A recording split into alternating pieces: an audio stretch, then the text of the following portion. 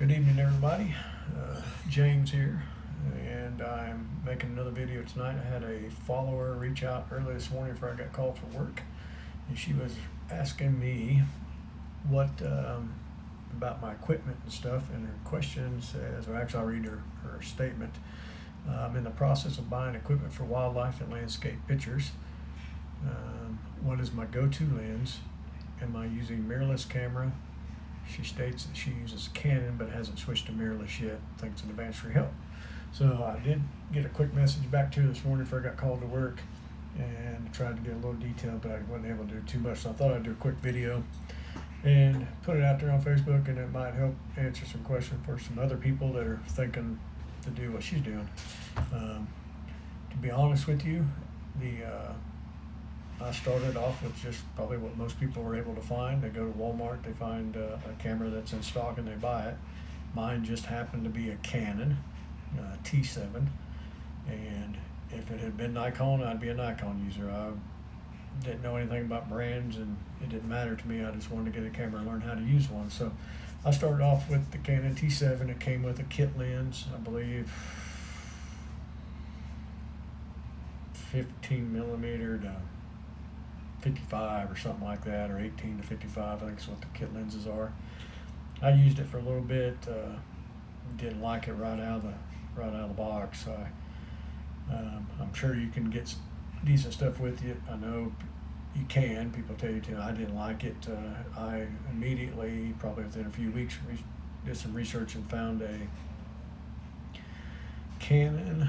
Let's see, it was an EF-S, so EF-S 15 to 85 millimeter lens that had image stabilization, but it's an intermediate level. I don't think Canon makes it anymore. At least they don't carry it on there. You can still find them, but it was marketed as an intermediate level lens. So, and I used it quite a bit. I've gotten several pictures that I've taken with it. I really liked it, but as I got into I really wanted to do landscape when I first started. I just couldn't find very much to do landscape pictures for in my area. It was just, we're kind of low, kind of flat ground, not a lot of scenery to be seen. We got some fields, farm fields and stuff like that. And so it didn't take me long before I was like, okay, I still want to do photos, but I don't know what to do photos of. So I started doing a little bit of wildlife, but also didn't have a lens. So my very first lens that I purchased was a Canon EF70 to 200 f4. I didn't at the time know the difference between f4 and f2.8, and so I got the f4, and it's a great lens. It was a lot smaller than the f2.8, but in terms of diameter and weight, but it did great. I mean, it's a great lens to get your hands on if you're going to do if you're never going to do low light wildlife photography. You don't need to spend the money on an f2.8. But you can find those on the used market for really good price compared to trying to find one brand new. But that's what I started with, and you'll do all right for deer and some bigger birds and things like that. You'll struggle if the deer are far away, and which I eventually struggled. So I then purchased what they call an extender. It's a piece that goes in between the lens and the camera body. And the one I purchased was a 1.4, so it extends the reach. So if your 200 millimeters, your length of your reach, it's 200 times 1.4, and that's now how far you're reaching out versus just without it. So I purchased one of those. I used it for a while. I never was quite impressed with it. I thought mine had a problem. I actually sent mine in and had them check it over, and they said everything's fine with it. There's nothing wrong with it. You know, my fault. It's me that's wrong with me, right? But what I ended up doing was it took me quite a while to understand just how far a lens could reach. I had way higher expectations for like how far you can see with a 200 millimeter and get a good clear sharp picture. It's a lot closer than you think it is. even when I eventually upgraded or purchased a Sigma lens, I went with a third-party Sigma lens, 150 to 600 millimeter. I would have thought that I could drive along a country road and look out into a farmer's field and see a deer standing out there and get this really nice, sharp picture. They still got to be relatively close, 50, 60 meters away, maybe 70 meters away, in order for you to get that animal to be in the frame inside your viewfinder at a pretty decent size, so you get a nice up close picture. But anyhow, if it would not have been for, now I currently, and that's what I was telling her, is I currently use a mirrorless camera. It's a Canon R6 Mark I now they call it, because now they have a second version out there. But also like to use, I've got a Canon 2470 f2.8, but I only got this and upgraded from my T7. Originally I went from T7 to Canon 90D. And the only reason I ever did that is when I got into sports photography, my Canon T7 didn't have enough frames per second to actually capture all the different parts of basketball players and things like that were doing their shots and layups and things like that, and so I was missing pieces of the action. So I upgraded the Canon 90D. Mirrorless was out, but I didn't know anything really about them, so I stuck with what I knew, which was DSLRs, and it's what I had lenses for as well. So, and it did great for quite a long time, but once again, sports started dictating the equipment that I needed for low light photography, which indoor gymnasiums and auditoriums for high school and colleges, and then it may look bright to you in there when you're inside, but it's not for a camera. And so the Canon 90D did really good. The high ISO that I would have, because the Canon 90D is a crop sensor lens, so it isn't able to absorb as much light. I also had the 70 to 200 f.4 lens, which was not good for indoors. So not only did I need to upgrade to the 90D, I needed to sell the f4 and then go find a used Canon 70 to 200 millimeter in the f2.8 aperture range. So once I did that, then I had a pretty good setup for indoor photography or low light stuff, and then I was able to use that also with my wildlife. And then I don't know, a year or so later is when I made the switch to mirrorless, and I just really had to. Even though the Canon's still making their DLSR line of cameras, they're becoming less and less. Everything in the industry is just switching over to mirrorless, and it's really night and day as to the quality of the picture, the autofocus, how fast the autofocus is. I've got settings in my camera where it will, if I'm taking a portrait or somebody, it locks right onto the eyeball for the focal point. I ain't got to do anything to make it happen. I just have a setting and it automatically picks out the eyeball. It can track wildlife, birds flying in the sky, it'll pick one out, and as it's going across the sky, that focal point's moving with it. So it's got a lot of features. There's more features in this camera than I use. And then I eventually got rid of the Sigma lens and went to a RF 100 to 500 millimeter for my wildlife lens. It's a variable aperture. I think it starts at 4.5 and goes to 5.6 or 7.1, something like that. So it's not really great for the light. When you get them bigger lenses like that, if you want the f.28, you're talking thousands of dollars. Thousands. It's out of a lot of people's price range. But generally, when I'm out walking around looking for deer and things like that, it's just after sunrise. It's still pretty low light, but the camera has such great low light capability and high ISO, how it handles that.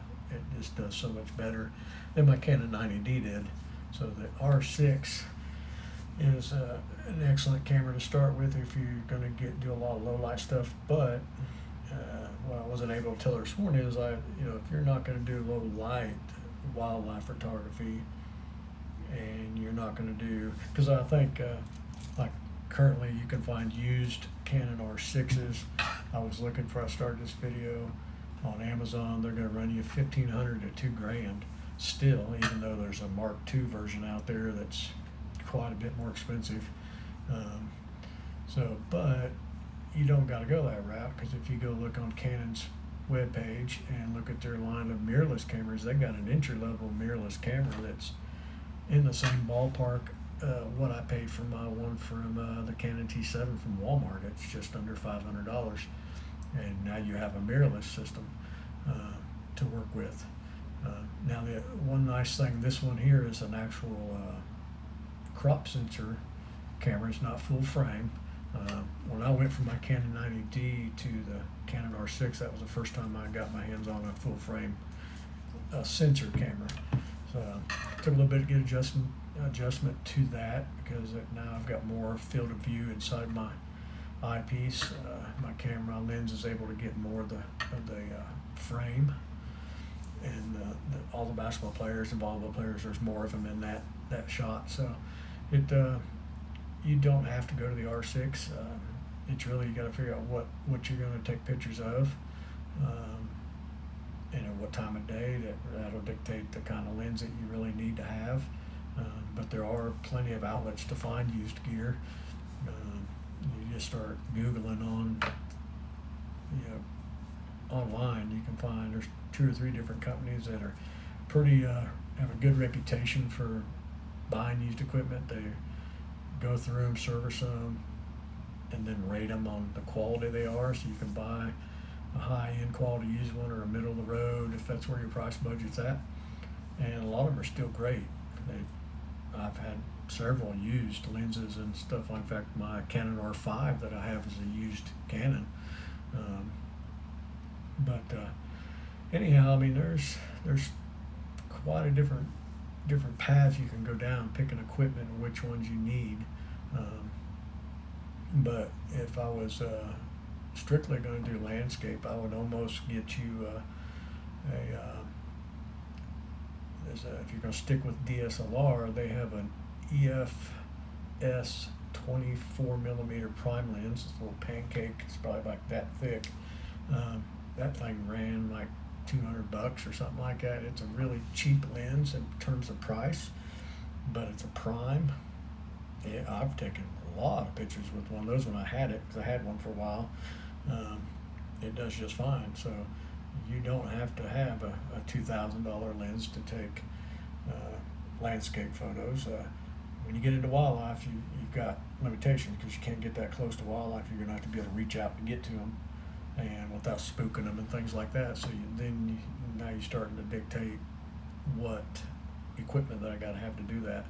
But you can. The 70 to 200s that I've talked about, there's other entry-level lenses that Canon makes that are not the pro-level line of lenses they have, that are a lot more affordable. If you're going to be doing daylight, you can get away with them. You can get some really nice pictures out of them. So it's just because I'm telling you about the RFs and the 7200 f.2 doesn't mean that you have to have those. It's just what I went with. After having one of them, I can see the difference in the quality of the pictures and the autofocus and everything working on the cameras versus the lower level lenses. But you don't have to have them starting out. And honestly, I would probably, if it wasn't for sports, I might have upgraded from the Canon T7 to something else eventually, but I wouldn't have made the faster progression like I did over the last 4 years. It's just sports dictated that for me. I do a lot of sports because it's a good portion of the year. It gives me something to do that's easily accessible to me with my work schedule. So anyhow, like I was saying, you can, this particular R6 you can still find used for $1,500 to $2,000. That Canon RF2470 that I like to use on this for my walk around lens. I use it in volleyball, I use it in basketball. I've taken some landscapes with it. It's pretty pricey still.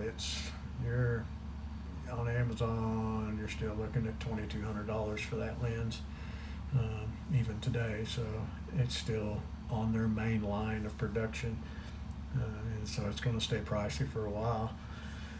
But like I say, to get into mirrorless, so you don't have to go spend the money I spent on my R6, because they have entry level mirrorless cameras, and it starts, like I said, that one started at $479, and then there's another one that's R50 V body. I mean, it's like $650.